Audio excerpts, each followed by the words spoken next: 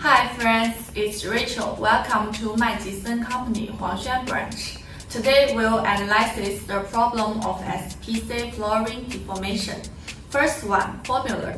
CPE can improve the toughness of product, but flooring will cause deformation when adding CPE too much. In order to avoid this problem, we could just reduce the amount of CPE. Number 2, unfamiliar product process or improper operation can also cause deformation. For example, the product requires a thickness of 4 mm. Some workers are used to adjusting the 6 mm die, and some are used to adjusting 4.2 to 4.5 mm. But the problem is that the speed ratio from die to the floor roller to the tractor and the stretching condition will cause the product to deformation. Number 3, tempering. Some companies still perform tempering after production. SPC will definitely change after tempering because the shrinkage of SPC flooring stress and the wear-resistant layer on the surface is not the same, and it will be affected when the temperature changes greatly. The shrinkage of different tensile forces will occur, which is often controlled by the tensile force of wear-resistant layer and the shrink upward. Number 4, in the UV process, a certain temperature is generated when doing UV. Many customers will add a water tank behind the UV line. Although I don't fully understand yet, I personally think that is also an effective way to deal with deformation. You can have a try. Don't misunderstand the function of this sink. It doesn't mean the temperature. Tempering must first hit the floor to be soft.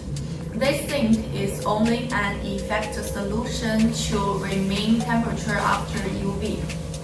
Number 5, when slotting. Also pay attention not to press the two long side too tightly.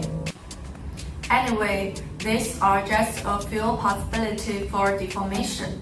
The most important thing is that product is imposed to change in external temperature after paving, especially sun exposure, because the shrinkage ratio between the wear-resistant layer and the substrate itself is too large, resulting tiles appearing on the floor. This is also the size of shrinkage seen reserved during the pave process. So it is necessary to reserve enough shrinkage gaps to control certain paving area.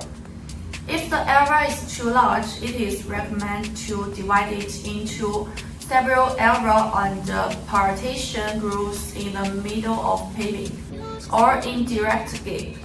Then you can consider using a sinking SPC floor. It is generally recommended to pave the floor in the direction of the window, so that the floor belongs to the forward light and cannot be deformed. If there's a deformation,